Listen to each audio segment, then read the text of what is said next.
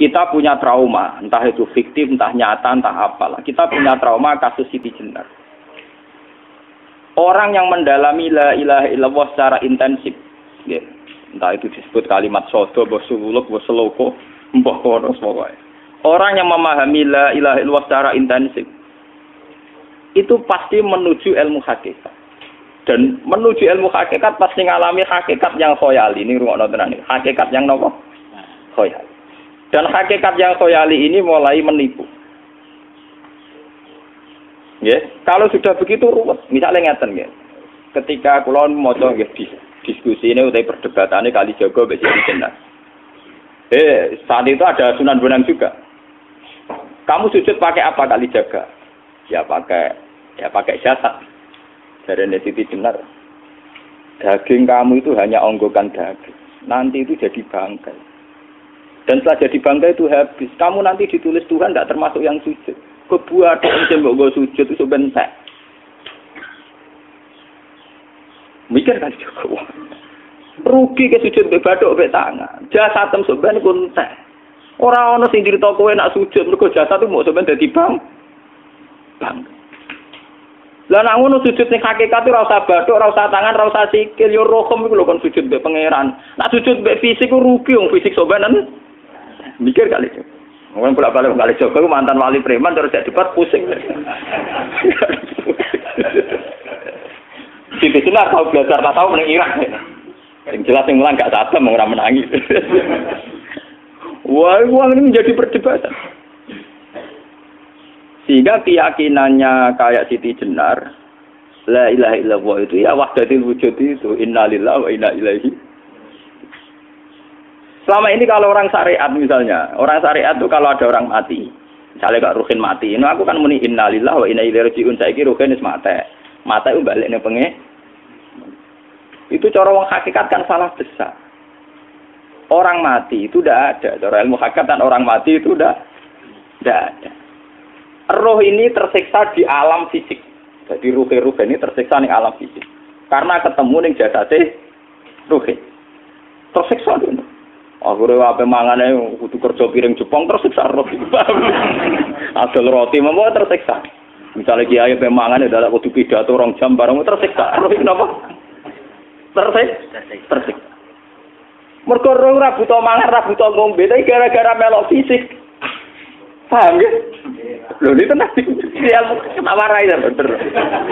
Lah kula boten. Sampeyan betul lho guru waras maksudnya nggih. Artinya waras secara akademik karena ada referensi, ada marojek, nggih. Waras secara hakikat. Kula niku mau merasake sampean wis ilmu hakikat. Artinya saya juga ngalami ilmu hakikat. Lan ketika sing aran hikam, wong ora tau muka safa ora usah dadi ulama. Wis entah sekian detik ulama itu harus pernah muka safa. Biar merasakan ilmu napa? Ada.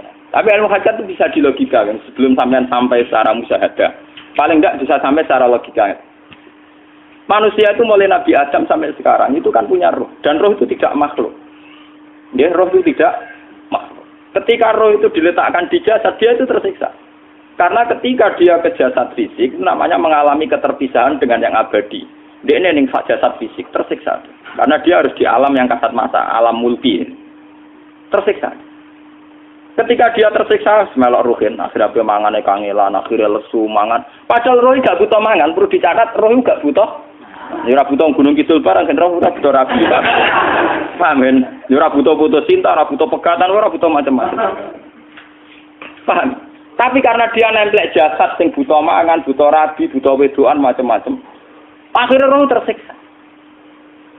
Suatu saat kalau roh ini dalam bahasa manusia mati, ini dalam bahasa manusia mati. Ini hakikatnya roh itu tidak mati, dia kembali ke habitatnya. Ini disebut innalillah. Kita ini dari awal ya dengan Allah. Wa inna ilaihi juga kemudian nanti kita pasti kembali ke Allah. Dan itu diyakini betul oleh orang wahdatul wujud. Jadi kalau roh mati itu ya tidak ada mati. Terus sekarang itu kembali karena sudah lama mengalami keterpisahan mergo melok fisik-fisik dak ono kerja dasinan, ono nggo proposal lan ruwet roh ku melok. Paham itu? Kita di roh ku napa melok ruwet. Lah roh ya tersiksa aku ora butuh mangan, ora butuh proposal bocah ngalor. Itu tersiksa. Makanya dalam cerita-cerita Jalaluddin Rumi yang otentik di kitab-kitab begitu. Ketika beliau mau meninggal, muridnya itu nangis. Dari Jalaluddin Rumi, kamu jangan nangisi saya ini mau pesta, saya ini mau pesta perkawinan. Kamu tidak merasakan penyesalan saya. Saya ini lama menyesal karena harus hidup bersama kamu. Terus saya ini tersiksa karena ngalami alam yang rusak, yang fana. Alam yang fana. Harusnya roh saya itu di alam abadi, bukan di sini. Maka jangan tangisi kematian saya. Kematian saya adalah kembalinya roh ke habitatnya. Semenjak itu kematian dianggap malam perkawinan. Karena roh kembali. Walhasil nguniku cara ilmu tasawuf bahasa Arab jenenge wahdatul wujud, kena Jawa Yogyakarta Solo keadaan jenenge manunggaling kawula. Mergo sing rawan ngono rugen lho, Pak. Nek tak terangno detail. Dadi bathuk mesti iki buku sujud kan. Niku sampeyan ilang. Dadi seksine ora ono cara teorine sinten Siti? Rugi kowe. Wis jadi ya kentur. Lah kali coba mantan preman jak debat terus ora ngono mbok terus tak pateni kowe. Lah debat ini biar ra iso. Premane kumat. Ya ta preman jak debat ilmi. Ngono ku model. Kali Joko yo ora salah. Dise Sayyidina Umar nggih ngoten. Soal Umar sahabat top. Lah jak debat atau milih tak patenane ya Rasulullah. Gak iso dene ilmiah. Mantar preman pasar ukat terus jadi sahabat top. Debat yang milih mate.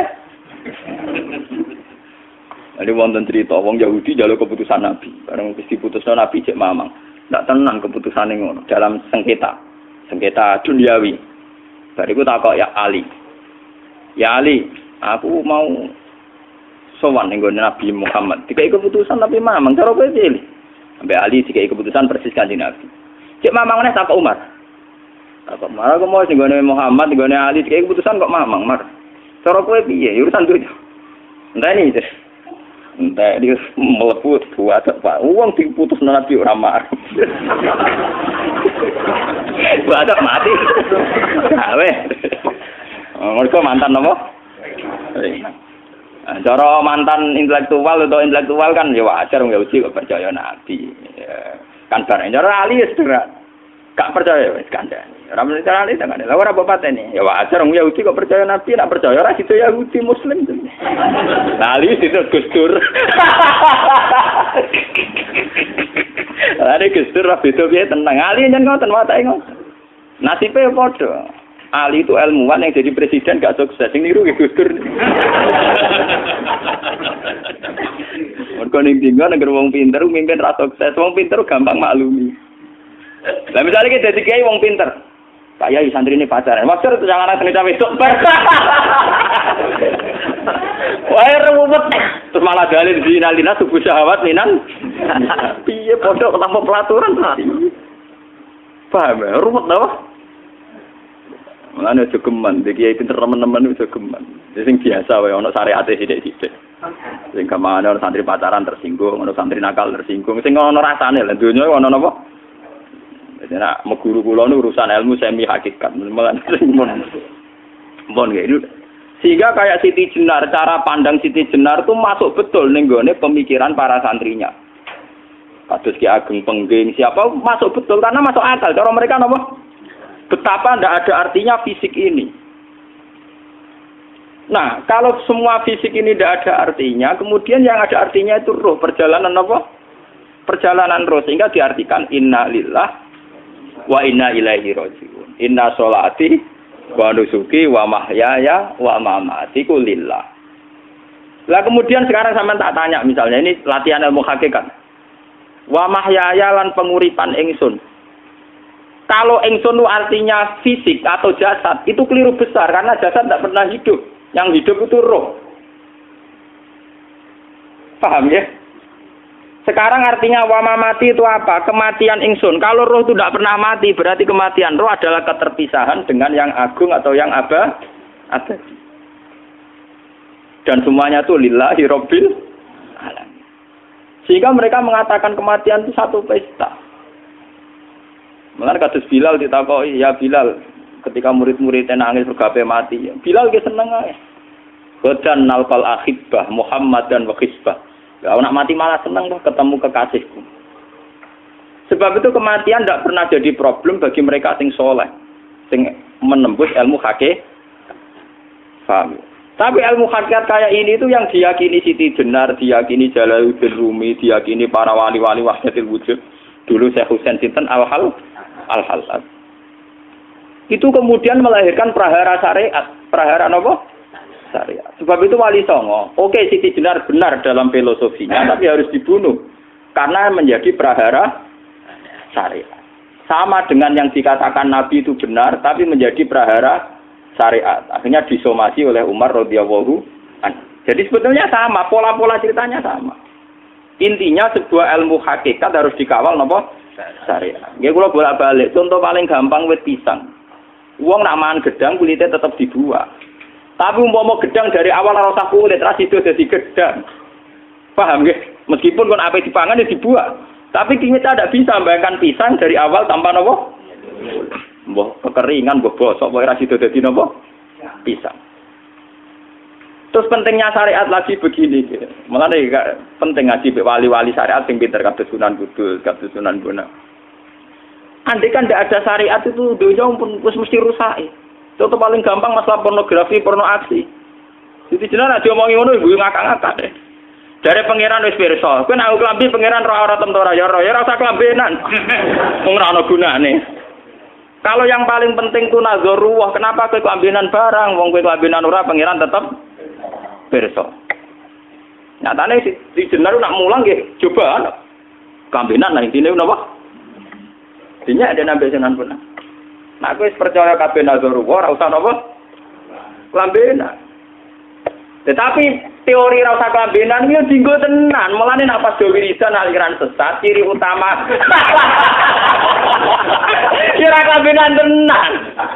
Lah ruwet to. Lho iki tenan iki cerita. Iki pentingnya ngaji nggih. Ben sampean ngerti variasi riwayat, kemudian kita orang syariat harus kayak apa, kemudian kenapa menjadi aliran wahdatil wujud. Lah terus kita ini kan orang syariat. Memang kelemahan orang syariat itu akeh kok sampean-sampean siji mesti ra kramat. Modele ora di duwe bingung, ruwet. Urip wong syariat lho apa? Dineng bojo wedi, dineng tangga wedi, pengaruhe menurun. Pancen orang syariat itu banyak kriminal tauhidnya itu memang jelas. Mulane kiai-kiai peke nak ketemu kiai-kiai sing setengah jadah wedi mergo iso nebak atine. Ndekne meriang nang ngono. Sing kiai ra tau salat keramat padahal ngambungan wong. Sumudina salat pas waktu kok ora tau keramat. Wong ape buah utang tanggane iku keramat apane? Sing kono ngawur-ngawur sowan pirang. Meriang mulai syariat ngadepi wong hakikat napa? Mulane jogeman iki dadi wong syariat sing ngene iku bahaya. Nah kula mboten ngarah. Sampai dadi wong syariat sing ra keramat. Bahaya sekali itu bagi perjalanan agama. Kalau sering ketemu kiai-kiai yang terkenal keramat di juaduk tiang-tiang hakikat. Ditantang kocok-kocok kalau wani, tantang aku tetap rawani kok. Mikir deh. Karena orang yang sama-sama ke jalur hakikat tetap punya alamat, tetap wonten simahum fi wujuhi min asaris sujud. Cara pandangnya mesti sama. Kalau nanti ketemu murid, ya artinya yang ikut aliran Siti Jenar, dia ada sholat, ada apa, hidup di satu tempat gitu. Padahal dia bisa baca ihya. Dulu pernah mondok di Mekah, pernah di Irak. Itu ya meresahkan para kiai. Kemudian sebagian mereka minta saya suruh ketemu. Ya walhasil kalau ketemu. Ketemu pertama gitu. Jenengan Gus Ba, tapi zaman roh jenengku terperata arani muka sapa. Nggih biasa mawon. Kula ora usah kenal jenengan nggih kenal. Dadi kula biasa mawon. Lah niku pernah ngajari ajaran. Saya Gus ning donya tak enteni mau turu ngenteni mati ngono Gus kok repot. Jawaban kula terus enak. Sampai ada wong hakikat wong ngenteni mati barang. Ya mati wis saiki iku. Ora usah ngenteni saiki padha-padha wis napa? Wis mati. Ya saiki wis padha-padha wis urip.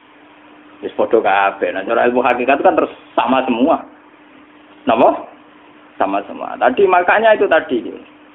Kalau baleni malih logika hakikat itu begitu ya. Roh itu ditiupkan oleh Tuhan ke kita. Kemudian roh karena ikut alam fisik, alam jasad, roh ngalami yang kita alami. Nggih.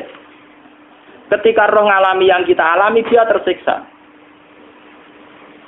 Nah, ketika roh sudah terpisah dari jasad yang mengekang, yang memenjara ini, dia senang terus kembali ke Tuhan. Ini disebut inna lillahi wa inna ilaihi. Lah jasad ini kemudian menurut ilmu hakikat enggak ada gunanya sama sekali total. hilang ditelan tanah. Lah kalau begitu jasad iki nak mbok agul-agulan, Gusti bathuk kula tak nggo sujud tangan kula ndi buktine tanganem wis ra ono. Bathuk wis ora. Mulane dari Siti Jenar, hanya wali bodoh kayak kalian yang punya ajaran bodoh begitu. Malah rasupan terus. Mulane Sunan Kalijaga semangat kon mateni mergo tambah omongane glodro nduk ndi. Tapi yang enggak disadari Siti Jenar yaitu tadi. Inti dari ilmu hakikat itu kan tunduk sama kersane Tuhan. Kalau sudah tunduk pada kersane Tuhan, kalau kersane Tuhan roh kita harus di jasad. Dan wujud jasad kita ini juga karena kehendak Tuhan. Kenapa yang wujudnya jasad yang karena kehendak Tuhan engkau ingkari? Sementara wujudnya roh tidak kamu ingkari. Toh wujudnya jasad ya bi iradatillah wa bi masyiatillah. Wujudnya roh ya bi wujudit bi masyiatillah wa ira. Harusnya fungsi jasad juga harus kamu akui toh Siti Jenar. Wong sekarang kita punya jasad ya bukan karena kita, karena kehendak Allah. Kenapa kamu ingkari? Berarti kamu mengingkari kehendak meneng Siti Jenar.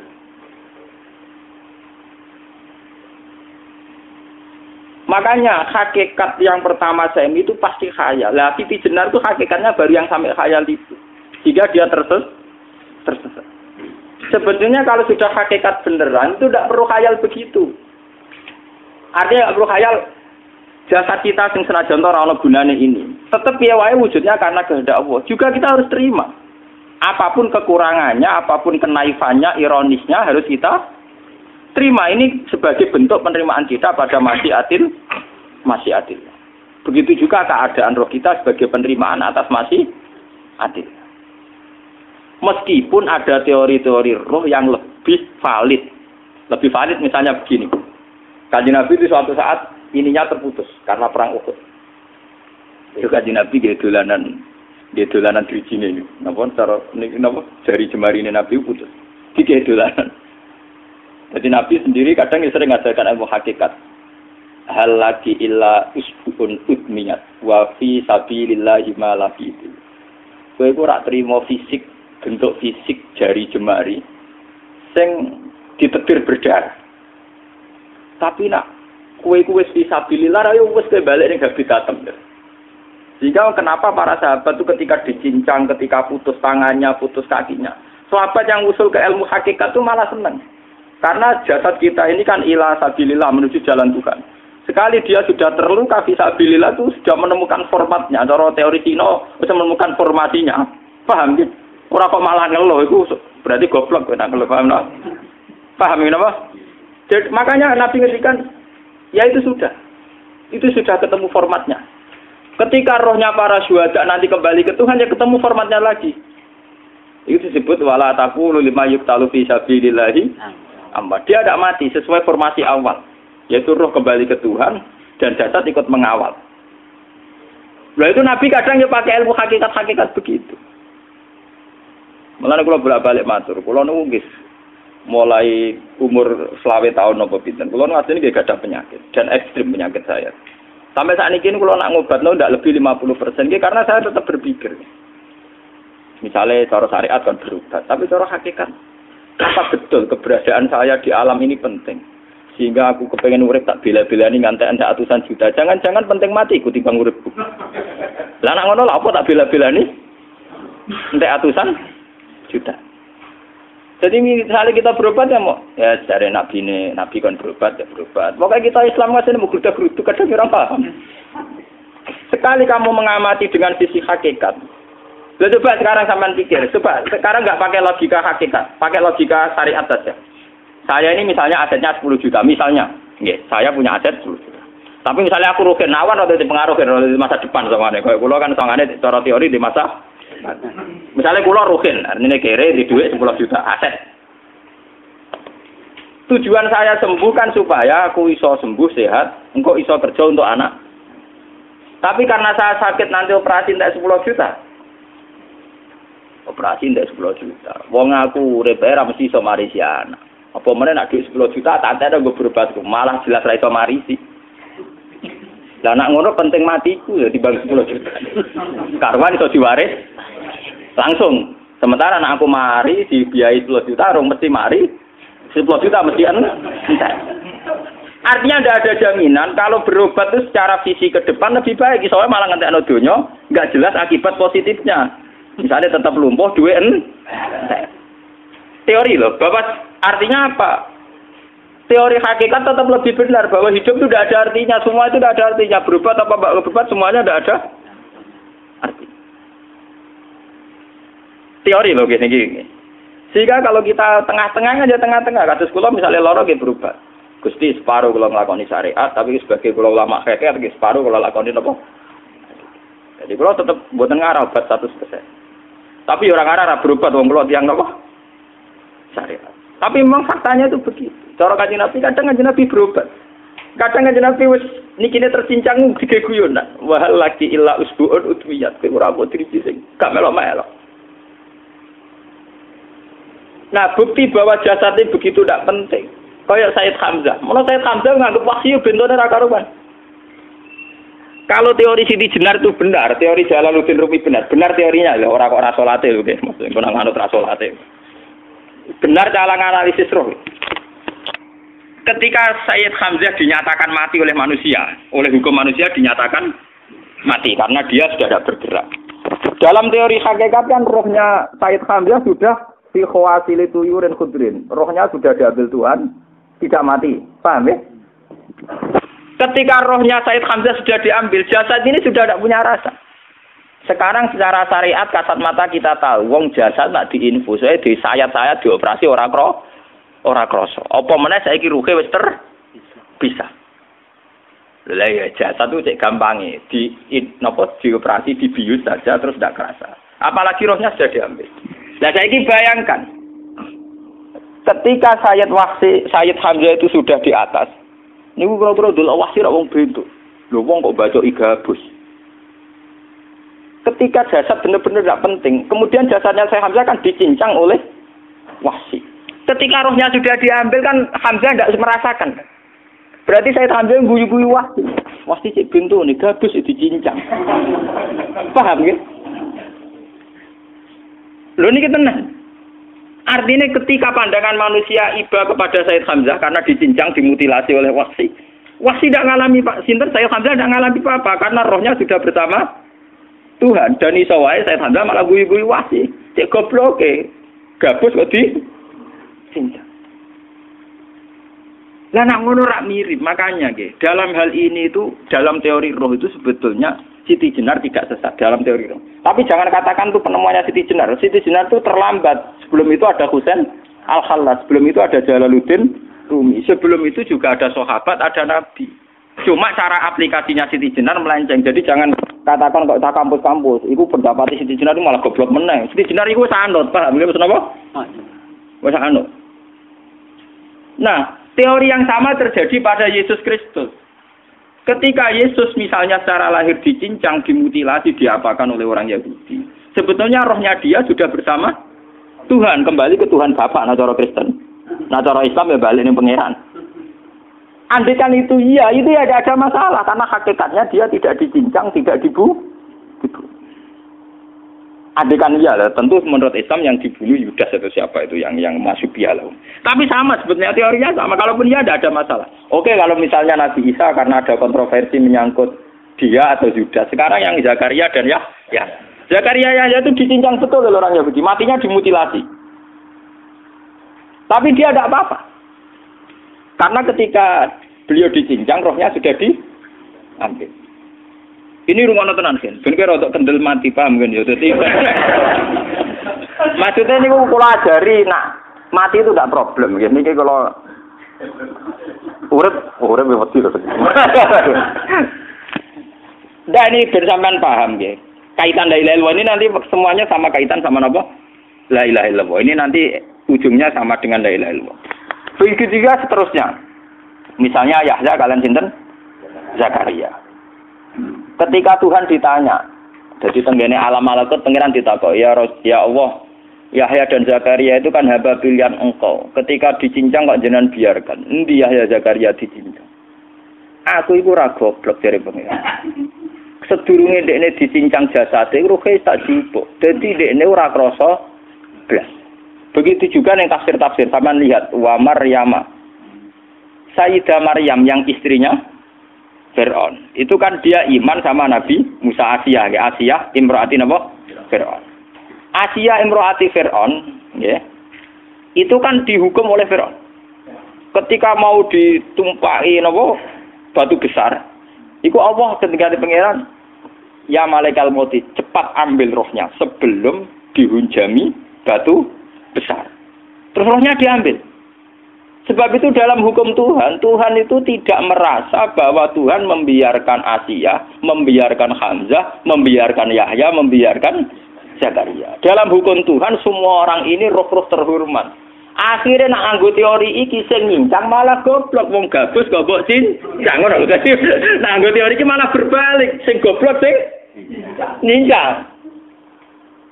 Paham?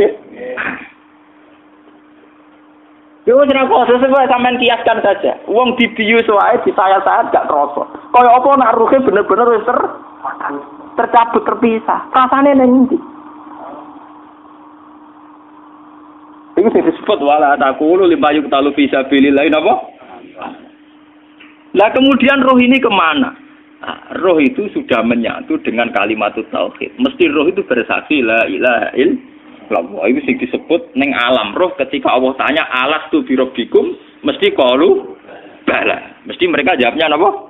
Bala. Karena alam roh tentu lebih mudah bersaksi akan keberhadiran dan keeksistensi Tuhan Allah Subhanahu wa taala.